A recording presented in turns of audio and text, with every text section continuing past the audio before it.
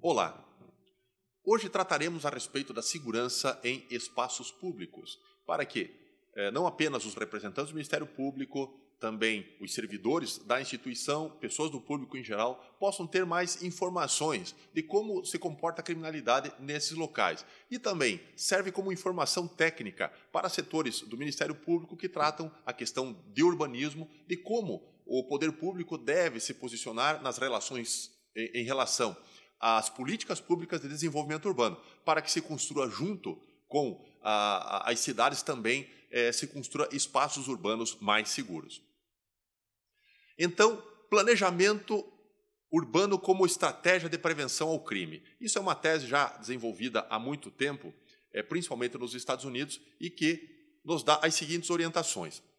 A diversidade de usos principais. O que são usos principais? Um uso principal é uma loja, uma igreja é um outro uso principal, residência é um outro uso principal. Então, usos principais são focos de atividades humanas dentro de um espaço urbano. E esta diversidade, esta mistura desses níveis diversos, focos de interesse do cidadão, fazem com que aquele espaço seja usado mais tempo por mais pessoas. Ao contrário, quando você tem uma concentração, isto é, um único tipo de uso numa determinada reunião, você terá, em alguns momentos, excesso de população e, em outros, abandono absoluto, o que acaba facilitando a criminalidade. Então, para que haja essa diversidade, o que nós deveremos buscar?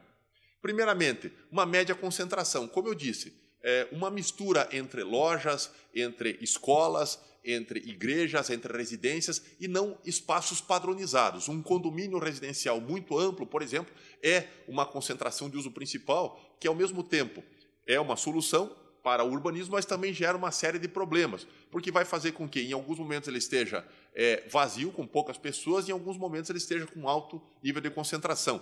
Como exemplo de concentração de uso principal, nós temos a cidade de Brasília, onde toda essa concentração acontece pela cidade. Então, nós temos um setor hoteleiro, nós temos outro setor de lojas, nós temos outro setor residencial. Isso faz com que esses locais, em algum momento, tenham alta concentração e, em outros momentos, estejam totalmente abandonados. Isso faz com que, por exemplo, Brasília seja uma das cidades com o maior índice de criminalidade no Brasil, embora lá haja, em média, um policial para cada 18 habitantes. É a maior média de policiais por habitante.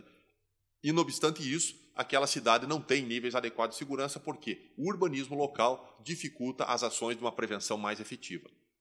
Também um aspecto importante é a utilização mais constante do espaço. Toda vez que eu tenho, então, essa diversidade, esta mistura de diversos pontos de interesse naquele espaço urbano, ele vai ser mais utilizado por mais tempo, com maior tranquilidade para todos. E também há o enriquecimento do espaço pela multiplicidade de usos derivados, isto é, uma universidade, por exemplo, ela gera vários espaços derivados. Então, lojas de fotocopiadoras, bibliotecas, livrarias. Então, isso faz com que aquele espaço ele seja arejado, ao invés de estar concentrado em apenas uma atividade de interesse. Também nós temos, seguindo o mesmo tópico, a concentração de usos principais, como nós falamos, pode provocar alta concentração em alguns horários e baixa concentração em outros locais. Utilização irregular do espaço, isto é, muitas filas, muito acúmulo, trânsito engarrafado em alguns horários e total abandono em outros. E também a concentração se estende aos usos derivados, isto é, se aquele espaço ele é diversificado, aquele uso principal, isto é, aquela faculdade é usada mais vezes durante o dia, mas também as lojas, em função delas criadas, também acabam funcionando em horário maior. Isso tudo cria uma diversidade que é saudável para a comunidade. O espaço sendo usado para o cidadão, pelo cidadão por mais tempo, permite que haja ali naturalmente mais segurança. Continuando, o traçado de ruas. Ruas retas permitem um campo visual mais longo e são naturalmente mais seguras, porque é possível ver a longas distâncias. Ruas que têm um traçado quebrado fazem com que haja pouca visibilidade, e isso facilita a ação do criminoso. Então, se nós observarmos, as ruas que são retas, com traçado de grande visibilidade, elas tendem a ser menos vitimizadas por crimes como furto e roubos do que aquelas ruas que têm traçado quebrado e a visibilidade é pequena e há campos de visão menores. Também vamos falar a respeito da hierarquia das ruas e da permeabilidade urbana. Uma rua, quando ela tem uma hierarquia, isto é, uma importância muito grande em relação às outras ruas, isto pode gerar problemas. Por exemplo, uma BR que tem uma hierarquia muito alta, fazendo que muitas ruas terminem o seu traçado ao lado dessa BR. Isso vai reduzir a permeabilidade urbana, fazendo com que, nesses fins de rua que normalmente acontecem, haja criminalidade maior, por haver menor visibilidade, menor utilização do espaço. Então, quanto mais permeáveis forem essas ruas e se conectarem melhor com os bairros, tanto mais haverá segurança. E também a conexão das vias mais importantes com as vias locais. Esta facilidade de acesso de veículos, de pessoas, das ruas que têm uma hierarquia maior, isto é, um movimento maior, para com as menores, faz com que também essa conexão aconteça mais facilmente, o espaço urbano é mais arejado e haverá naturalmente mais segurança para as pessoas. Áreas livres. As áreas livres, principalmente quando elas são muito amplas, elas vão gerar também dificuldade de iluminação à noite e, principalmente, se essa área ampla não tem outros atrativos para a comunidade, como lojas, quiosques, pontos de encontro da comunidade, elas acabam se tornando problemas, porque à noite elas ficarão muito escuras, não haverá interesse da comunidade pela utilização desse espaço e a criminalidade ali se estabelece, frequentemente com traficantes, com usuários de drogas se reunindo ali para atividades escusas.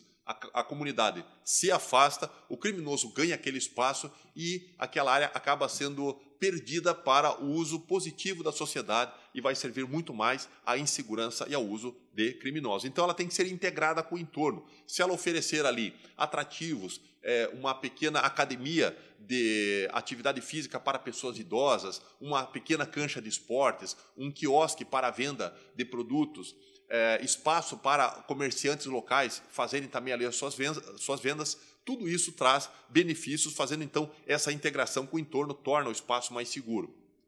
Da mesma forma, os usos presentes, como eu disse, então aquela loja, aquela cancha de esportes, aquela pequena quadra de atividade física para idosos atrai pessoas de bem da sociedade para utilizar e essas pessoas acabam abraçando esse espaço como seu, utilizam, cobram das autoridades a conservação daquele espaço e o criminoso se afasta, sem que seja necessariamente previsível ou inafastavelmente necessária a presença da polícia. E isso também traz um incentivo à territorialidade. As pessoas de bem começam a ter aquela rua ou aquela pequena praça como um espaço seu e cobrar a presença de estranhos, pedindo a presença da polícia, começam a pedir à prefeitura que mantenha aquele espaço utilizado. Isso tudo traz benefícios e mais segurança para a comunidade. Existe também uma teoria bastante importante que foi proposta por Bill Hiller, chamada a teoria da sintaxe espacial. Ela estabelece o seguinte: primeiro, o crime ocorre com mais frequência em lugares menos conectados e movimentados. É aquilo que nós dissemos. Aquele local que vira um canto com pouca movimentação vai naturalmente trazer mais insegurança, mais criminalidade. O padrão de movimento de pedestres é diretamente proporcional à acessibilidade espacial. Não apenas acessibilidade para pessoas com deficiência, mas acesso para a comunidade em geral. Então, locais que são mais conectados, com mais vias de acesso, com vias de fluxo mais liberado, tornam aquele espaço mais aproveitável e naturalmente mais seguro. E também, há uma relação direta entre o número de janelas para a rua e a insegurança que os pedestres experimentam no espaço considerado. Então, as orientações, não apenas do planejamento urbano, das residências, de tudo que se constrói naquelas ruas, deve prestigiar as janelas voltadas para a frente da rua, para que ela seja mais aproveitável. Ruas que têm muros altos ou grandes empresas, por exemplo, que utilizam um espaço muito grande daquela rua, com quadras fechadas, sem visibilidade de ninguém, tornam-se muitas vezes espaço para ajuntamento de pessoas com atitudes inconvenientes, pessoas que vão fazer o tráfico de drogas, a comunidade se afasta, ali vira muitas vezes um ponto de tráfico e local de assaltos e outros delitos. Então, essa conexão e principalmente janelas voltadas para a frente do imóvel, deve ser incentivada, não apenas pelas políticas públicas da prefeitura, mas deve ser buscada também pelo cidadão, que vai ter uma rua mais visível, mais conectada e naturalmente mais viva, isto é, com mais atitudes e utilidades positivas em benefício da comunidade. Um aspecto importante é a iluminação. Ela deve ser adaptada com a arborização, isto é, A iluminação pública ela não deve ser de forma que a própria arborização gere muitas sombras, gere pouca luminosidade, porque a luz é uma grande inibidora da atividade delitiva. Então, quanto mais luz, menos crime. Também a iluminação deve alcançar mais a calçada que os carros. É frequente nós vermos ruas onde a iluminação está voltada para a pista de rolamento e as calçadas estão na penumbra, o que facilita a ação de delinquentes. Também as luzes brancas são mais preferenciais. As luzes amarelas, muito frequentemente utilizadas, geram uma imagem bucólica, uma imagem, às vezes, um pouco deprimente, e incentiva pouco as pessoas a caminharem pelas ruas e passearem, por exemplo, à noite, para ver vitrines, para acessar lojas e ter uma vida urbana mais adequada. Da mesma forma, é importante que a luz seja superposta em locais de interesse. Então, locais, por exemplo, uma entrada de loja, ela deve ter 2 pontos de luz, de 2 lâmpadas diferentes, de forma que, quando uma queimar, a outra permaneça ligada, para que a luminosidade naquele ponto seja garantida. E também deve haver, da parte, principalmente da prefeitura, um sistema eficiente de reposição. Queimou a lâmpada, ela precisa ser substituída. Não apenas da prefeitura, mas também a cobrança do cidadão, do morador, para que aquela luz seja reposta o mais rapidamente possível. Algumas noções sobre paisagismo, algumas orientações sobre as espécies escolhidas. A orientação que nós damos, levar em conta o tamanho máximo. Veja, árvores, no momento em que são escolhidas, não apenas aquele morador, mas também os órgãos públicos, ela deve levar em conta o tamanho máximo. Se uma árvore ela vai crescer muito e vai lançar muita sombra no entorno, ela deveria, de repente, num determinado ponto, ser substituída por uma espécie que gerasse menos galhos, menor densidade de copa e pudesse naturalmente facilitar a iluminação. Também o enraizamento. O enraizamento, quando a raiz ela cresce por sobre o solo, ela acaba quebrando as calçadas. Gera problema de acessibilidade para o cidadão, que tem dificuldade de caminhar, principalmente pessoas com deficiência, têm dificuldade, ao passo que as árvores com raiz pivotante, isto é, aquela que desce profundamente, deve ser preferida. Então, são orientações para o morador, no momento em que vai escolher a sua espécie arborícola, e também sugestões para o poder público, através da prefeitura, que escolham árvores com esta finalidade. Nós temos muitos pontos em Curitiba e no interior do estado, onde a raiz cresceu por sobre a calçada, quebrou a calçada e hoje essa árvore não pode ser removida, até por questões ambientais, e aquela calçada fica quase inviabilizada. Uma calçada que esteja obstruída, ela gera menor circulação de pedestre e acaba gerando isolamento e maior número de delitos para as casas e imóveis do entorno. Da mesma forma, a densidade de copa, já comentamos, a copa no espaço urbano, a copa das árvores deve ser permeável, de forma que possa entrar luz durante o dia e principalmente durante a noite, ou então que se coloquem lâmpadas sob esta árvore por um sistema público que não permita a geração de sombras. Há um número muito grande de roubos que acontecem, delitos que acontecem utilizando a sombra projetada pelas árvores. As árvores são importantes, elas devem ser mantidas. E a administração pública e os cidadãos devem se posicionar no sentido de que essa escuridão seja eliminada para que as árvores possam ser preservadas e não virem fonte de dissabores e crimes no meio urbano. E também o sistema de caule. Árvores que permitem e que projetam galhos muito baixos, elas permitem que essa árvore seja escalada e criminosos se escondam na árvore, pulando sobre as pessoas que passam e fazendo ali um ponto de crime. Isso acontece em Curitiba e acontece também em cidades do interior. O ideal é que essas árvores tenham, no caso, galhos que sejam projetados mais alto ou que então os galhos mais baixos sejam podados. Em não havendo isso, aquela árvore acaba fornecendo um ponto de criminalidade para pessoas mal intencionadas. E também a questão dos galhos. O campo de visão. Deve haver facilidade para as pessoas e não para o criminoso no momento em que aquela árvore está ali colocada. Muitos criminosos, como nós dissemos, eles utilizam aqueles galhos baixos para escalada e, principalmente, a NBR, que regula a acessibilidade, ela determina que as árvores tenham a sua altura mínima com os seus galhos de 2,10 metros, isto é, os galhos mais baixos devem estar a 2,10 metros, pelo menos, para que as pessoas que têm deficiência visual não batam a cabeça no momento em que estão caminhando por sobre elas. Isso faz com que, naturalmente, haja uma visibilidade melhor. Então, veja que as normas de acessibilidade, o cuidado da acessibilidade com as pessoas com deficiência e com o cidadão normal também ajuda a segurança pública no que tange ao paisagismo. Então, aqui nós temos algumas orientações para a preservação do campo de visão.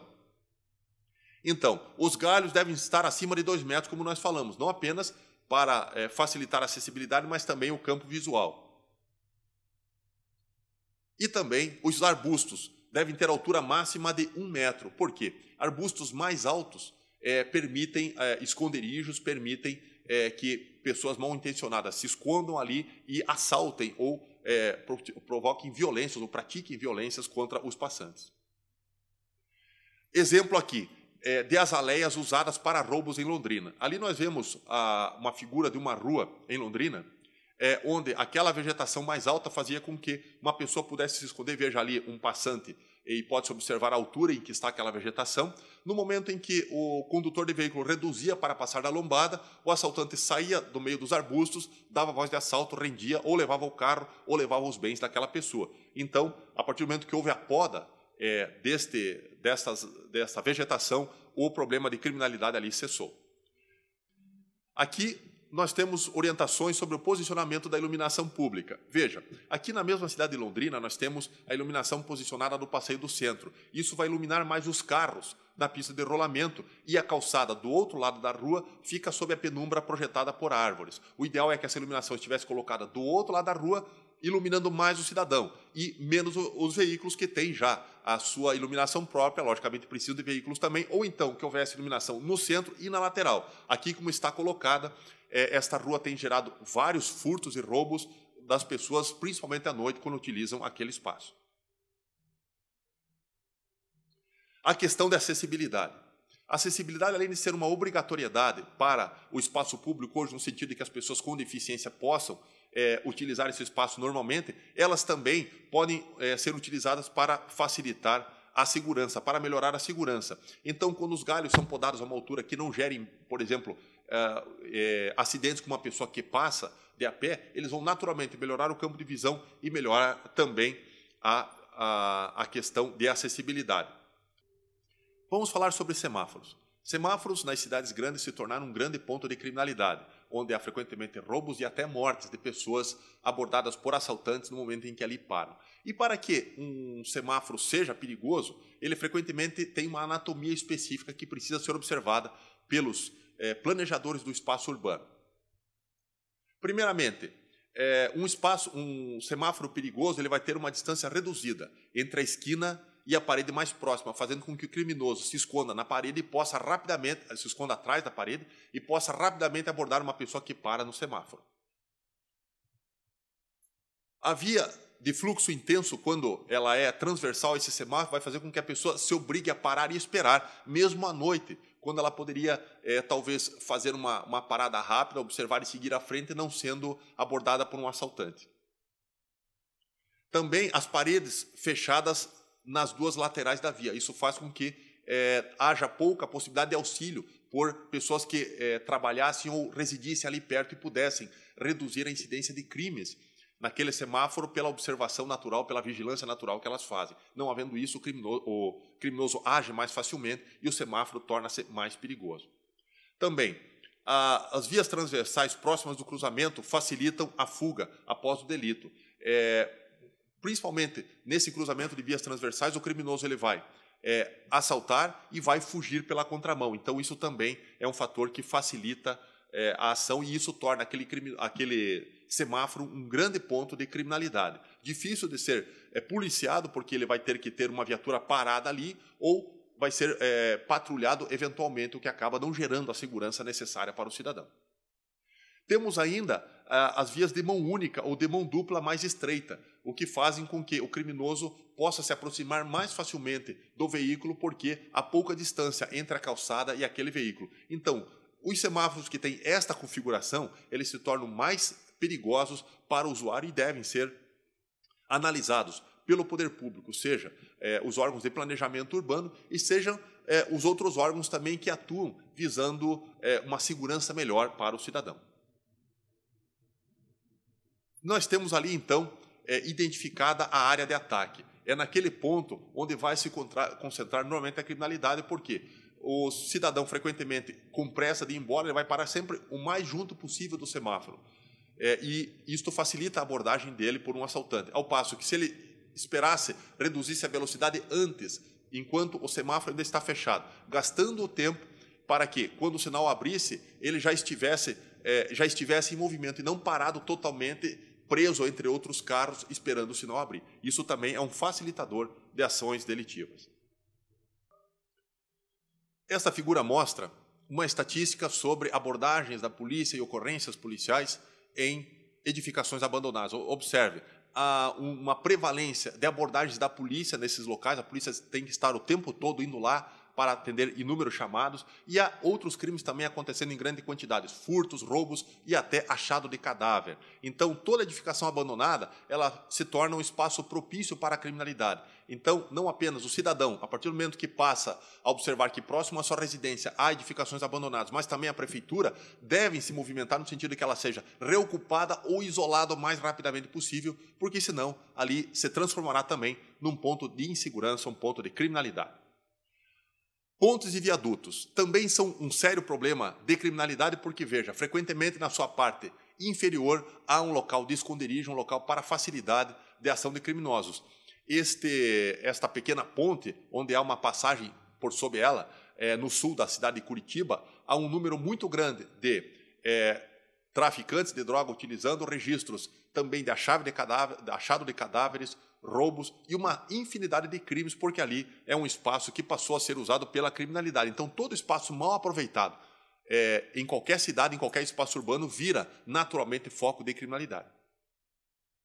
Terrenos baldios. Este é um dos maiores problemas de criminalidade, além daquilo que nós falamos, e este terreno aqui mostra um local onde já houve, inclusive, achado de cadáveres. Pessoas mortas foram encontradas aqui, exatamente por à noite estar totalmente sem iluminação, e veja, um espaço que é utilizado como trajeto alternativo para pessoas. Ele encurta um determinado trajeto e faz com que mulheres, crianças, pessoas utilizem esse espaço diuturnamente, o que faz com que ali acabe gerando mais criminalidade.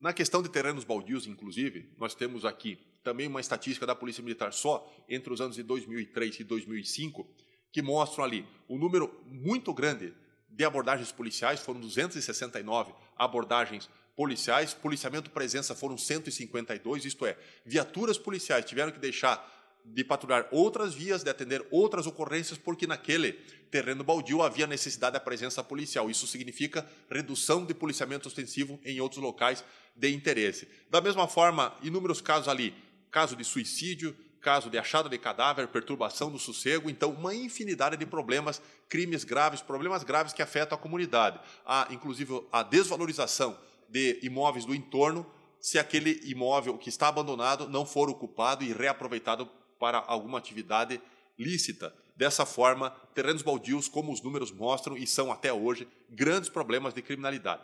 Conclusão. O cuidado com alterações que geram impacto urbano devem ser uma atenção constante da prefeitura para que não gerem criminalidade. Então, calçadões, eliminando vias de trânsito, mudam o desenho do comércio, fazendo com que aquele comércio existente naquela rua acabe morrendo, isto é, ele é trocado por outro que vai ser mais aproveitável por pessoas que caminham a pé, ao invés das pessoas que vinham de veículo.